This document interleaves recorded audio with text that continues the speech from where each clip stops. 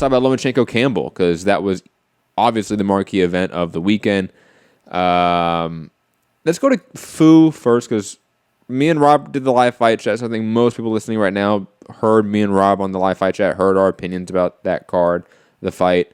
So Fu, as the resident Lomachenko stan, as the resident top rank stan in a sense, even though not really, just more of a Loma stan. Thoughts on the performance from Lomachenko, thoughts on the scorecards, thoughts overall on the main event? Well, in the moment, and I still think the scorecards were a little wide, but not like I rewatched it, like we talked about pre-show, and I gave Campbell like 3 rounds. Realistically, when you watch, because like Rob is semi-correct on his Twitter saying like that Loma was trying to steal the last 30, 40 seconds of rounds, but I think Mitty broke it down pretty well that every time Campbell had a moment, Loma is very good at understanding when someone has a moment and coming right back to try to outshine them and steal that round back. Like no matter what Campbell did, it's like you give him the first round, of course, he had the one significant punch toward the end, I think it was a good left hand or something at the end of the round. And then 2 other rounds you could definitely give him throughout. I think I gave him the 3rd round and the 7th round or something, 7th or 8th round. I have to look at my card, but I had it 9-3 at the end. And I think Loma did everything he was supposed to do. He looked very dominant against a bigger, taller, very skilled boxer. Like Campbell fought a great fight. He had moments where maybe he wasn't as efficient as he could have been.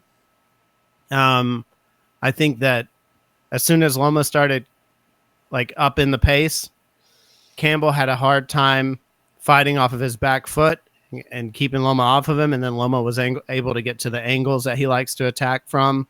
And that really put Campbell in some weird spots. I think Campbell will learn a lot from that fight, though. And I don't think anyone should count Campbell out of like belt contention for anything else, because he's obviously very skilled. He went 12 And rounds. how old is Campbell? Again, Rob? They're the same age. Yeah. What was it? 31. 29. All right, how old's Loma? I think Campbell's 29, isn't he? I thought Loma was like in his 30s. Wasn't Loma like 31, 32? Yeah, I think Campbell's 29. Let me look it up. But anyways, I agree on pretty much all of what you're saying there, Phil. I will add, in large part, the head movement of Lomachenko led to a lot of inefficiency for Luke Campbell. Luke Campbell couldn't get his age. What's the age? Yeah, he's 31. Oh, he is 31. He'll be 32 next month. Campbell? Yep. All right. I think Loma's overall defensive ability, his head movement, his ability to block and parry shots even slightly led to just mass inefficiency from Luke Campbell.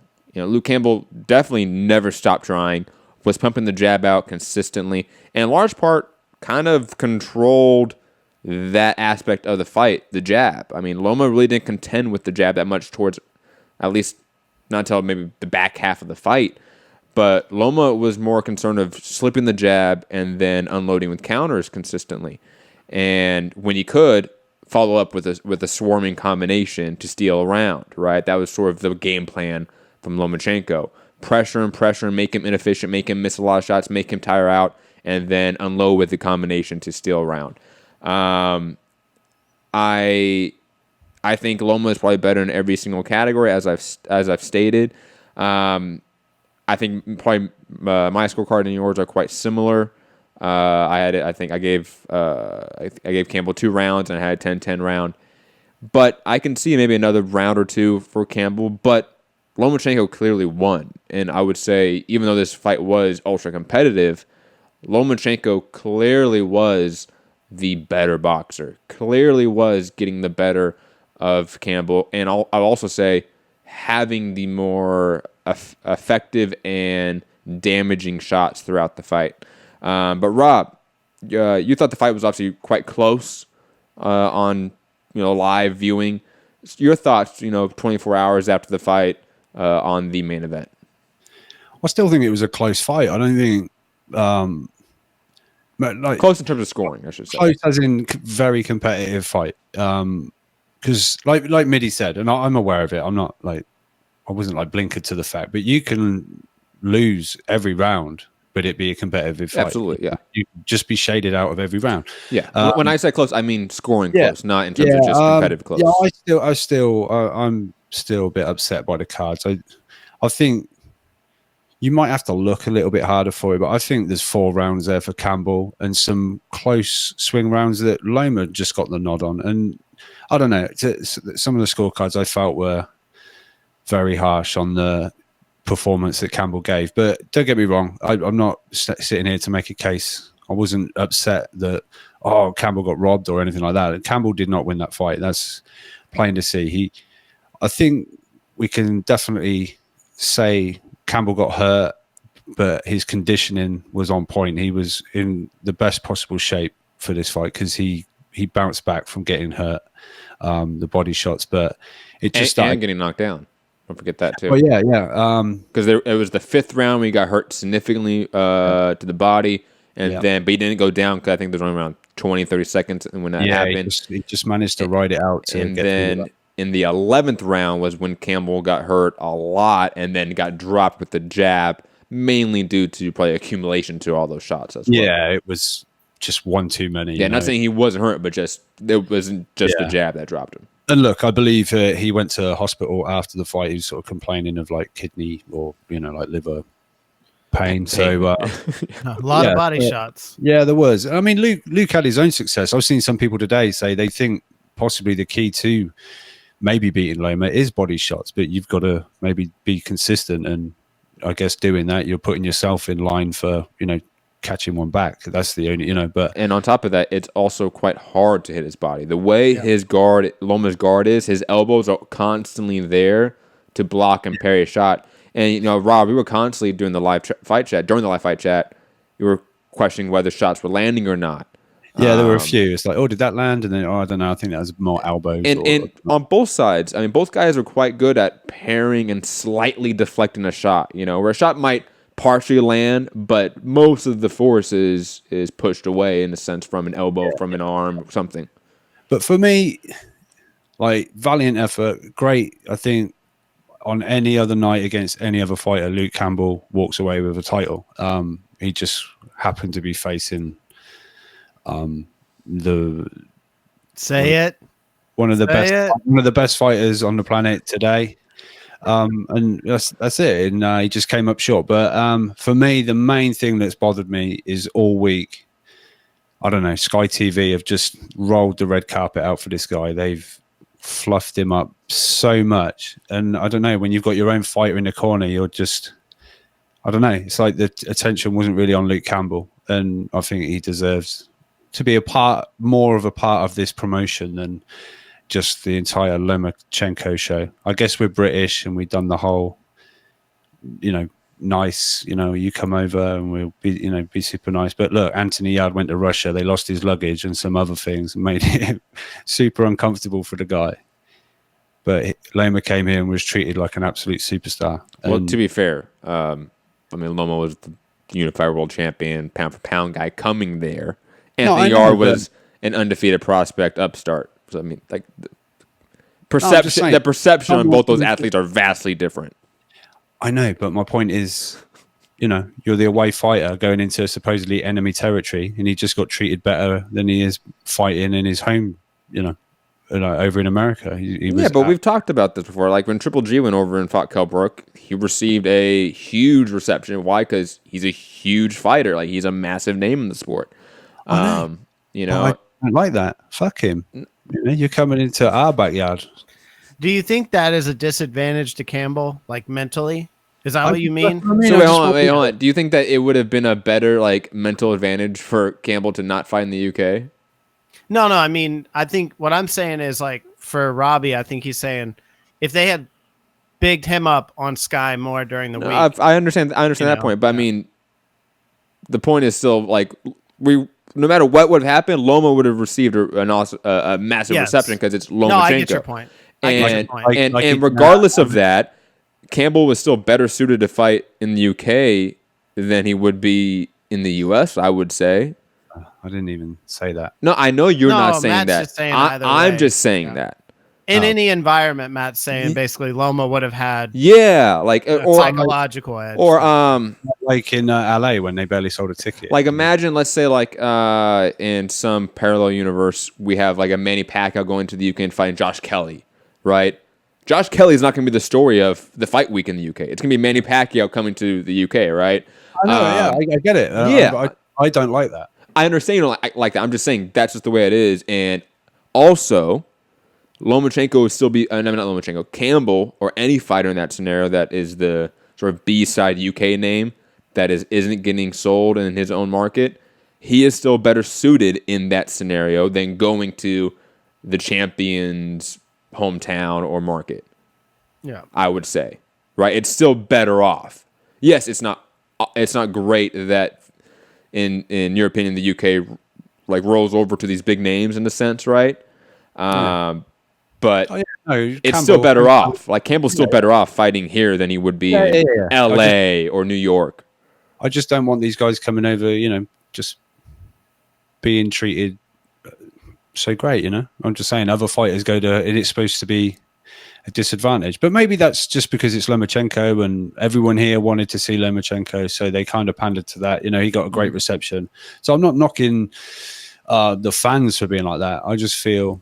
No. I know you're talking about you're talking about Sky in particular. Yeah, I know that. The whole media was like, basically said to Luke Campbell, this guy's coming here. He's the greatest. You haven't got a chance. Lunatic in the chat, who I know you respect, saying there's been a whole quote "don't fight in the UK" narrative recently. Sky had to show it's a good place to fight. Thoughts on that, Rob? Well, the narrative wasn't there when, like you said, Triple G came over and got similar. Mm-hmm. So the whole Dillian White thing wasn't there then. But there's always been you don't get a fair card in the UK. I think that. Yeah, I don't think that's recent. I don't think that's a recent narrative. No, but it lingers, right? I think it has definitely been heightened recently because of the UCAD situation with Dylan White. But you said, Rob, that's an old talking point of UK judges. We see bum cards all over the world. No, of course, but that's not a recent narrative. That's an old narrative. No. And I think in large part to the Triple G, Brooke, and the other fights we talked about. That's been why, long term, why I think Sky and certain networks have sort of done that for the big names coming to the UK is because they want to sort of dispel that narrative in some fashion. Now, that has nothing to do with the judges' scorecards. We're just talking about the media promotion of an event. I think that's on the mind of producers and executives over there. Absolutely. Possibly. But anyway, back to the fight. No denying Lomachenko was better in every department. Some by margins and some by very big margins. But like I say, Luke Campbell on another night against another champion, he would have, I believe, come away as a champion. He's just unfortunate to be in the same era as one of the true greats. So hats off to Luke Campbell, hats off to Lomachenko. He's promised the UK he definitely wants to come back and fight over here. Joe Cordina in 3 years. Market. Yeah, when Cordina gets a little bit more pop, I would like to think. But he hurt his hand. He did. They hurt his hand in the fourth round or something. Yeah, but I've said this before. Bad juju. But yeah, shout out to Lomachenko. He was on point. Obviously, Lomachenko is now going to fight the winner over Chacoma Tifema Lopez. Does this fight change any of you guys' opinion about that matchup? He's going to fight before that, right? He wants to fight before that. He wants to. He wants another fight by the end of the year, I think. I don't think he will. I think he wants to. I don't think he will. Just being honest. And if he does, it'll be a tune-up. It won't be anyone that's a big name. Yeah. Most likely. Does he drop down? Fight a Nui at 126. Stop, please. On that, Bob Arum says he can do 126 easy. He can do 130 easy. And obviously he's... We're going to talk about Bob Arum later on the show, and he may just be smoking way too much weed out there in the UK right now. God knows. Because the UK has trash weed. I don't know where he's getting it from. But he's rich. Probably just shipped it in. I think that back to Richard Comey Lopez. People should really take away from this is that Campbell is a heavy contender. like you said, he ran up against now Lomachenko, and then Linares when Linares was on a gigantic win streak and just was a better version of Linares than I would say even Loma got to fight, right? So I think in any of the other fights that you could see him at 135, he's going to be extremely competitive with any of these other guys. Like, Yeah. I mean, even maybe like a Devin Haney, and I know that's like sacrilegious to some of the people, but Luke Campbell's very good. Luke Campbell, if Devin Haney and Luke Campbell fight next, Luke Campbell's winning. Yeah. I don't think that's controversial to say at all. At least it shouldn't be, to be quite honest. I think it's a good fight. It would be a good fight. Good. Absolutely great fight. But obviously, Haney and Abduliev, they'll be fighting, what is it, a couple of weeks to be mandatory to Lomachenko. So, yeah, 135 with Tank coming in as well. That's a division. That's a fucking pretty heavy division there. Hey, we'll wait to talk about that in a second. But again, no one's changing their opinions about Lomachenko versus Comey Lopez winner. No, because Comey will be interesting for me.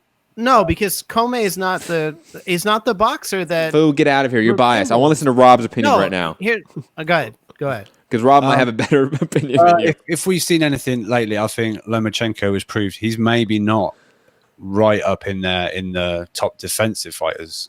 He's still very good. I'm not saying he's not very good defensive, but he gets hit, and Richard Comey can fucking crack. So but Comey is not the puncher that Campbell is. He's what? Not as no, but powerful, yes, but he's not as accurate a puncher. Oh, well, okay. When you say that's not what that means when you say he's not the type of puncher that person is. Sorry. Not a boxer. You mean not a boxer? He's not as skillful as Campbell. Well, of course. Campbell has. No, everyone agrees with you that Campbell's a better boxer. He's a gold medalist, for God's sake. Yeah. Deontay Wilder isn't particularly a great boxer. So. And he's not fighting terribly talented people. Comey, but he's knocking people clean out. Okay, that are not that talented. All right, fair enough. Well, I mean, Luis Ortiz was extremely talented. Was old as fuck. So. And Manny Pacquiao's old as fuck. Fucking washing for Manny Pacquiao's old as fuck. Bernard Hopkins was old as fuck in his prime. Manny Pacquiao's back on the juice. So everyone's on steroids, foo. Come on, man. Everybody's on steroids. Everyone. The whole UFC. Everyone in boxing too. What was I gonna say? Comey in his last fight showed us his giant weakness was going backwards. Right, his entire game falls apart in that aspect. Right, I think it was you that put out a tweet like this. Maybe it was a tweet about how like Loma's like one of the most sophisticated, aggressive boxers right now. Was that you? I've said that to you guys before. I don't know if it was in a tweet, but that's the thing that impresses me the most. Like defensively, how he uses the subtle head movements to press. Let me get my question out there. Do you think Loma can actually press Comey and keep Comey on the back foot and put him in his sort of weak spot? No doubt. Comey, he'll have no idea how to deal with the angles and the speed of Lomachenko. I think he stops Comey. What round? Probably the 6th or 7th round. He's not. Comey is not Luke Campbell. He's going to get hit a lot more because he's not as good at putting himself in the right position. Curious. We're all just talking about Comey. Is that because we're all thinking that Comey beats Tifimo? I don't know that he beats Lopez. I mean, I do. Probably, but Lopez always has that puncher chance. We'll see what happens. Okay. I'm just curious what people think. Because, no one mentioned Lopez, really. We jumped to Comey in this matchup. No, automatically. It was the winner of that fight, and I said for me, Comey would be interesting. That's how we got on Comey. But okay. And Lopez, I think he beat Lopez anyway. But Lopez really doesn't have much of a chance against Loma at this point either. I think stylistically, Comey would have a much better chance than Lopez, right? Dimensions are better. He's taller. Longer reach on that. I don't know. All right, and Campbell, what's next for him? What do we want for him? Do we want to tune up, or do we want to send him right back in with the Wolves in the top 10? I think he deserves just to get back into it. Would a quick tune-up later on this year, maybe like a December card or something like that, maybe on the Joshua card, right? And then let's say the winner of the Haney-Abduliev card in the first quarter of 2020, would that make sense? And do you think Matchroom would do that?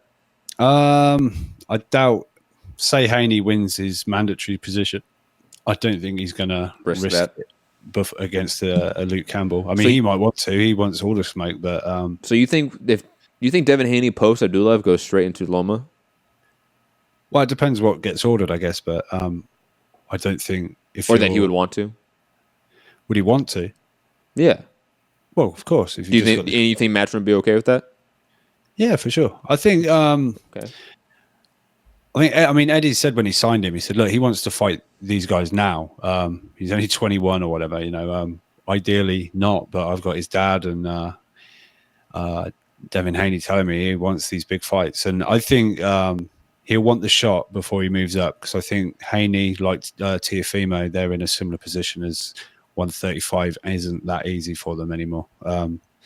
So he might as well have a shot at a champion, and if it doesn't pan out, if he's lost to Lomachenko, he's just another one on the list that tried to pit his skills against one of the best and just fell short or whatever, or however that fight turns out, and then he moves up anyway. Yep, I agree. So, because I think we've seen now that Lomachenko, this is his ceiling, right? Oh yeah, yeah. Bob's already said that this is where they're stopping. He said what? He wants him to try to reign at 3 different weights. He wants to be a belt holder at 3 different weights. Though I'll be honest, I know they would never do this, but like a Jose Ramirez Lomachenko fight, I would totally be down for. Like if Loma wanted to like really try to be great and go to 140 for a 4th weight class and fight Jose Ramirez, who's honestly just had his best performance in his entire career. I know he probably wouldn't be the favorite at this point because Ramirez looked that good and he's that big. But I mean, that would be a fun fight. That's a big fight at least. I think that would do good numbers for ESPN. That would do 2 million plus. It might do, but I don't see. I can't see it. I can't see that fight ever happening. But I think he's too big, way too big. And think about this: he beats Ramirez, and then calls out his best friend, his BFFF, Mikey Garcia, in the crowd right there. Come on, the story's written right there, Rob. I'm just saying. Yeah, I think that ship itself. It is fiction, I guess. Yeah. I don't think Loma thinks there's a Mikey fight ever happening, right? I don't want to never stop. coming back You guys down. are so depressing. Foo, you're so depressing today, man. Well, What's wrong? wait for Eddie Hearn to sign Lomachenko and Mikey, and we'll get it cracking. Yeah. Moving on, Charlie Edwards and Julio Cesar Martinez Aguilar Hashtag justice. went to a no contest after the fight was originally scored a KO win for Martinez after he brutalized Charlie Edwards' body and just like went insane berserker mode. Like it was eerily reminiscent of like Cancio versus Machado, where it was like, why is this like journeyman / club level guy doing this right now? He shouldn't be doing this right now. Like, stop. That's too good right now. And he did it probably even better than Cancio did because I was legit terrified watching those combinations. Now, before we get to the fight itself and maybe obviously the rematch that should be happening next, let's talk about the controversy of the ruling, the ending of the fight, because that is the story of that fight. I'll make my points pretty quick and pretty clear. I think in a microcosm, tabling all the context, yes, the right decision was made. There was a illegal blow at the end of the fight. He could not continue post the illegal blow. Whether or not he really couldn't because the illegal blow is beside the point. The blow landed, and he couldn't continue after it. So, de facto, based off the rules, it should be a no contest. The refs sucked, and throughout actually most of this night, the refs and the judges were not on point, I would say. But beside that point, my biggest gripe with this case isn't the ruling in particular, like the fact that it's a no contest. Like, it should be a no contest, clearly. However, it's the process in which we got to that decision. The fact that it was a WBC and specifically speaking, only a Mauricio Suleiman decision. And that happened instantaneously upon watching the Jumbotron. I am of the mindset that private corporations should not have final jurisdiction on fights and fight events. We have government commissions for that. British Boxing Board of Control, UCAD in the UK, obviously. Respective state athletic commissions in the US. We have apparatuses that are the regulators of the industry. Sanctioning bodies are the corporations of the titles. So I have a big issue with them making the final call on fight decisions over the commission. I have a massive issue with that precedent. And on top of that, the fact that Mauricio Sulaiman made that decision without any input from his board of governors, nobody, no vote, no hearing, like there was no due process. There was a guy that saw a Jumbotron, heard all the boos in the crowd, had Eddie Hearn in his ear, and said, "Oh fuck, I don't want to get people pissed off here. No contest. Edwards, sorry man, we love you. Slim Shady, I'm so sorry man." I think that it's just a really bad precedent. And again, the commission should have final say and final jurisdiction on fights, not the sanction body. And that should be clear as day, guys. Slim Shady Edwards is the worst Edwards. He's got to stop doing his hair like that. He really does. So it does not look good. He looks like a knockoff Jared Leto from like that one movie. He might not like how you look, to be fair. I don't know. But that shot was unbelievable. And fuck Tim Bradley, by the way. I hope he's listening. I doubt he is. Questioning Edwards' heart because he rolled after that shot. He like rolled once and then was, I don't know, like kicking his feet to the ground, holding his rib cage. Like, if you're in a fight, you're half, possibly prepared for a body shot. He'd just been cracked to the ribs numerous times, and eventually, although I was saying it after the first couple, but he took a knee. Yeah. And then, bam, the dude tried to fucking do appendix removal with a fucking Cletus Reyes glove or whatever. And just that ended. There was no chance. Look, don't get me wrong. Edward gets up. He gets stopped. There's no question. But that single shot made it, that the fight was over. But as far as the decision, look, like you said, Matt, it's the right decision and a ballsy move by Mauricio because he just took a bout off of a Mexican. That is, yeah. So, but I mean, shout out. I think the right thing has been done, as in result wise. Maybe even, I mean, the referee should have been all over that, and that should have been a straight disqualification. Yeah, absolutely. I don't know about disqualification.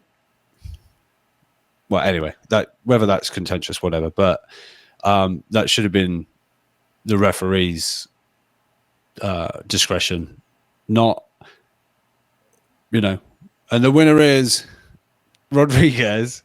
Eddie Hearn post-fight. This is bullshit. This, that, and the other. Next thing, Charlie Edwards is pumping the air. Like, oh, I'm still the champ. What's going on? Mauricio with a mic. Oh, yeah, this is now a no contest. Blah, blah, blah. After Eddie Hearn says the British Boxing Board of Control don't do, the replay thing. Some commissions do, some don't. Blah, blah, blah. But in this case, we don't do it here. And like you say, the whole crowd's booing. Mauricio looks at the big screens. And, we get a change. It's very strange, very, I don't know, not seen it before myself. But I guess morally or justice-wise, the right thing's done. But does Charlie Edwards do this rematch? I'm not so sure. He done the whole, I'm fucked at the weight. And then it all changed when he realised he was still champion. So I don't know. But... that was a bizarre few minutes. Edwards is definitely ducking that rematch. Well, and so I agree, it's the right decision to make. I even said that. Funny enough, I was at work, and that's the first thing that I turned on, and I was like, "Oh, good, I'm catching some of the Charlie Edwards fight." And it's right when he gets put down, like he takes the knee. I was like, "Oh man, he's getting fucking just washed right now." And then the guy hits him super late. It's not like some late hits are like mid combination, it's like, oh, he couldn't stop the punch. That shit was not mid combination. It's like he had already done everything. The knee was taken. That dude just winds up and just takes a free shot at him, you know? Yeah, he went like- full clenbuterol rage. Yeah. I think by all like letters of the law, that's a disqualification, you know, because it's a foul. The other guy can't continue. Like, Deliberate foul. you know, deliberate foul, How do basically. you define that's deliberate? I mean, there was too much time, and it was not like mid combination punching or anything like that. It was literally like so late. I mean, late enough that without instant replay, I was like, damn, that was a late shot he caught him with. So I thought, well, maybe his knee hadn't gone all the way down to the mat. Well, the ref Then wasn't they showed there. The replay. Or the ref wasn't there. I mean, Yeah. you don't stop till the ref pulls you off, right? Like that's Martinez's reason, and that's a good reason. It's so tough, right? It's so tough for a couple of It's reasons. not like you got knocked out the headshot and he went down on his back. Yeah, but No, this he's isn't into the UFC. body, and it looked like Edwards was going down. He kept throwing shots. He would go. Well, no, because Edwards was completely down to Yeah. a knee. That's the only thing. Like when Edwards, We see that, but you don't have Yeah. the angle that Martinez is in. sure, but that was You don't have super that. late. It's the ref's fault. It's the ref's fault entirely, right? Anyway, But it still doesn't matter that, you know, by the law. Now, I'm glad they just called it Well, a not no law. contest, or by the letters of the rules, whatever, you know. Yeah, it's not like you go to jail for this. Yeah, but here's the issue for me is like, how fucking stupid is Martinez that he took that stupid shot instead of just letting Edwards get back up and end the fight. The fight was over. Edwards could not have continued. Well, of course, it was late. It was stupid.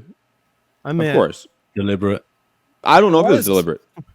or he just couldn't stop himself from wanting to continue like punching, you know? Yeah, Like, that shit happens, man. I've definitely taken late shots in sparring. I've given late shots in sparring. Like, that shit happens.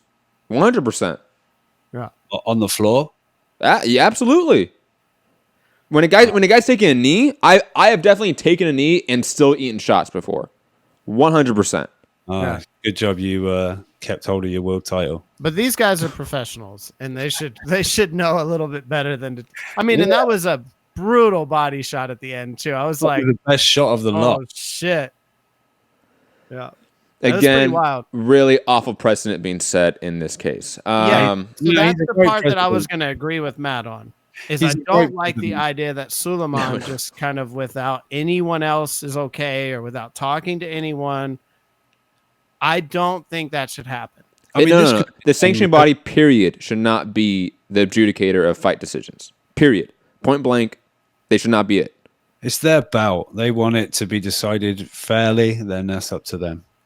Well, no, I get that point. That point is fine, and they should have a review Dude, process. seeing Rob dance and tap dance for the WBC right now is sickening right now. It is gross. Yeah, look, it works. The level of hypocrisy, bias people will go to is insane.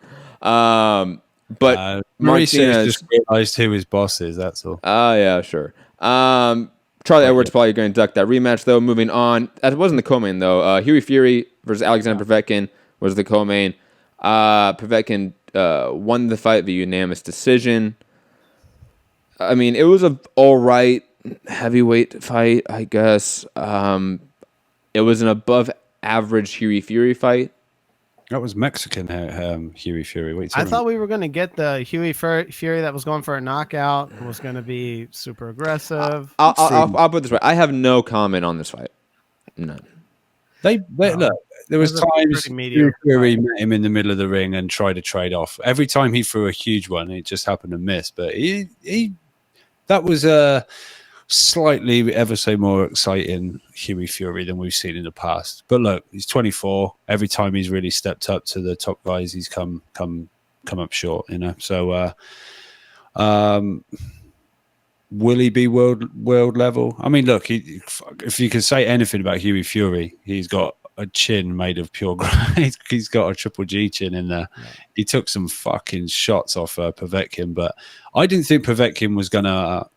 Those legs were gonna last, but he showed that they did. You know, maybe Povetkin's, being Povetkin. Who knows? But everybody's on steroids. The whole UFC, everybody. Yeah. So but not. even the referee was like, "I'm sick of the holding and the stuff." But when they did trade off, it was all right. It was a fun fight when they were actually fighting. But I thought the cards were wide. I didn't think Povetkin won it by those wide cards, but I don't think Paulie Malignaggi had Fury winning 115, 113. Just so you know. The great analyst, remember? Paulie calls a great fight. Yeah. And then turning a little bit matchroom corporate, maybe. Fu, any thoughts? Not really. It was just a pretty mediocre heavyweight fight to me. I mean, it wasn't bad, but wasn't good. I don't know why it was the co-main. I would have felt like Edwards, and I can understand why. It's the biggest names. Yeah. Povetkin and Fury are bigger names than Charlie Edwards and Joe Cordina and Joshua Buatsi at this point in time. It's just the case. And it's probably, honestly, the highest level fight other than Charlie Edwards. But Charlie Edwards isn't a fucking flyweight, for God's sake. I mean, that's probably why. That's true. Yeah, but off the back of this, Povetkin and Wilder Boxing have tweeted out they're ready for Tyson Fury now. And then Joe Joyce has also said, bring me Povetkin. All right. Moving on, Joshua Buatsi defeating Ryan Ford in controversial fashion via a Andre Ward nut shot and a temple shot. Or not temple shot, sorry, a behind the head shot. Unfortunately, this was not a WBC title fight that had instant replay. Oh, so the ruling stood. And to be honest, it was one of those, in very different fashion from the Edwards one. This outcome was almost inevitable. Buatsi was just getting the better of it, and kind of a surprisingly ugly fight for Buatsi. I wouldn't say it was a bad fight, but Buatsi really couldn't get his offensive game going the way I think he wanted it to. The shots that were landing weren't having the effect that I think he wanted them to have. But it was a good learning experience because Ryan Ford's a guy that's been there with guys, that's been a barometer test at this level. So this was the perfect fight for Buatsi at this point. Perfect fight. Yeah, he just needed those rounds. That was exactly. I think Paul is it Paul Reddy, the matchmaker at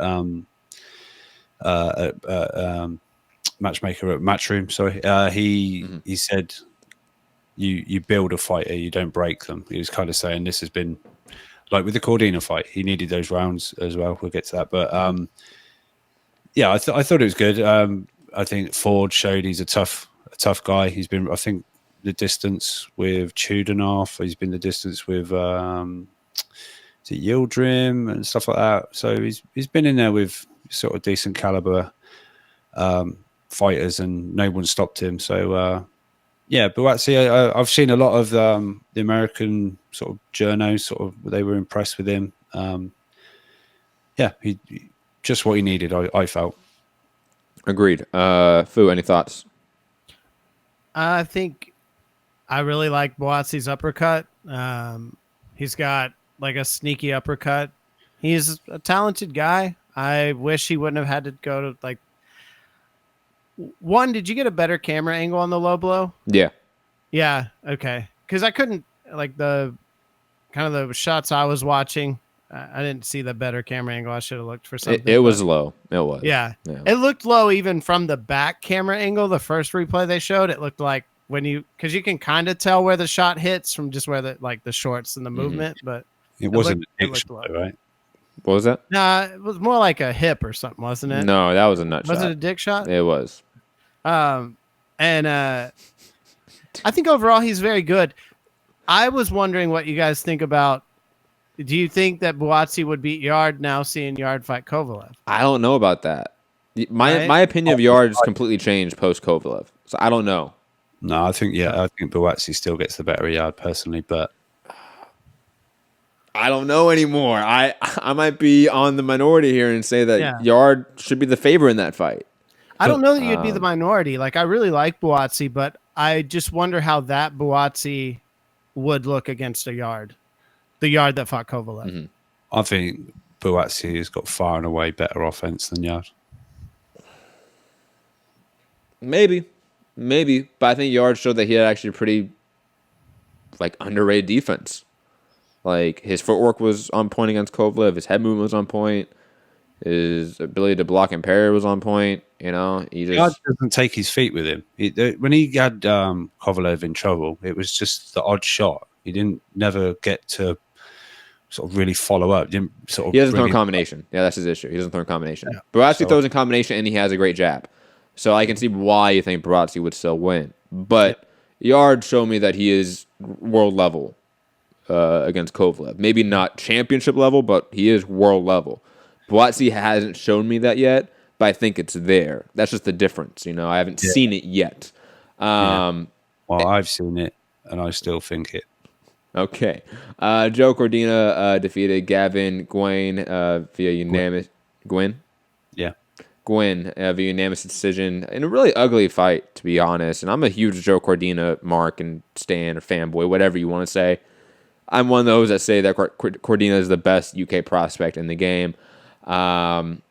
He just seemed almost lazy in there. Like in the clinch, he never tried to outwork Gavin. He never tried to outthrow him in the clinch. And Gavin was going to the clinch consistently.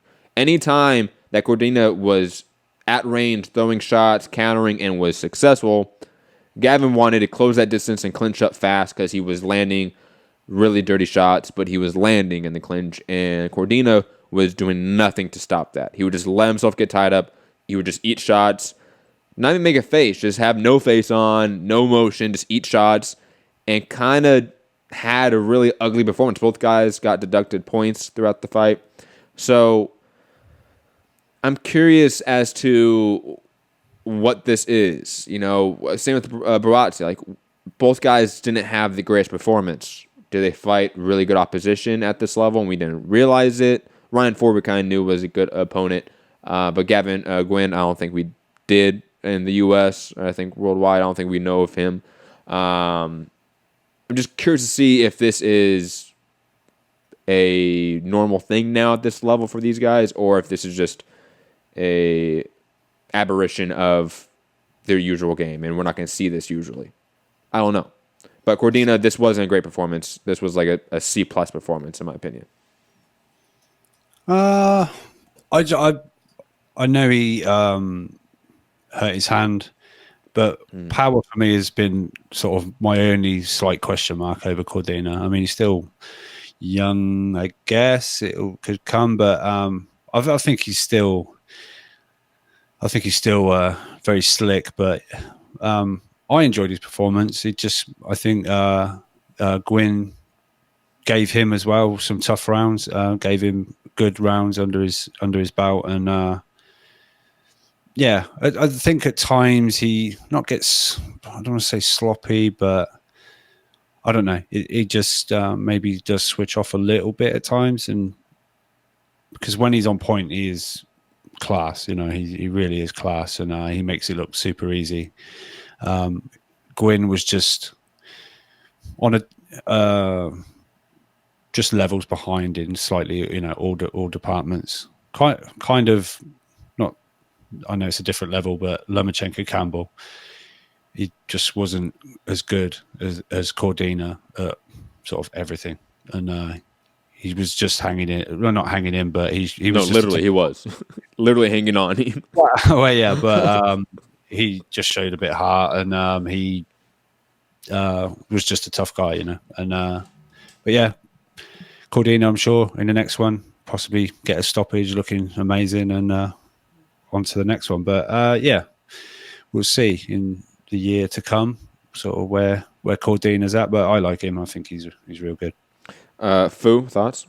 I think some of these guys suffer from boredom when they get in some of these fights where they don't, you know, like they can't get up for the fight. You know, it's not maybe the fight they want, or it's not the level of competition they want, or they don't feel like it's going to do enough for their name, and it's a matter of just going through the motions. And that hurts a lot of these guys when they get, like, it's a big stage. It's a Loma card. It's a Campbell card. You know, it's 3 gold medalists. I mean, I had people talking to me at work about kind of like this big fight between these 2 gold medalists, and I was pretty surprised that anyone knew, you know, and people were asking me where to watch it. And so I think what I know it's got to be difficult to, because just like for us, if maybe the topic isn't great that we're going to talk about that day, it's hard to get yourself going. It's similar, or if you play music and you have no crowd and you just go out and go through the motions, or just having a shitty day, you don't feel that great, something's wrong, your wife or your girlfriend's bitching at you, whatever it is, Yeah, but for Cordina, like being in the weight class that he's in, he can't have those moments. We saw it like with an Anthony Fowler. You have like an off night or a bad night. It's a huge setback when you take a loss. And obviously he didn't take a loss, but you can't have uninspired performances like that. It's very different to have a loss like, for example, Yard and Kovalev, and compare that loss like Fowler and Fitzgerald. When you lose on the domestic level, especially nowadays when, it's not like it was 5 years ago where like I had to go and find a illegal stream to find this card, right? It would be now I can watch it on an official stream on ESPN. I can watch all the fights on the entire card, mainly. I think I missed a couple that they didn't televise, but I can watch basically everything, and the whole world does. Like you said, like it's a Loma fight. Like I know people outside of the box industry that were paying attention to this fight because it was Lomachenko fighting. Absolutely. Yep. And you can't have a dud on the domestic level. Even in the U.S., the same thing. Like some prospects have off nights or a bad performance or a loss against a club level guy in the U.S. That's going to really significantly hurt his momentum. Look at a guy like Tevin Farmer. Look how long it took for him to rebound after his losses at the club level. It takes a while. Cordina, even though Cordina I thought won this fight clearly, it was close because not a lot happened and it was an ugly fight, and he was lucky.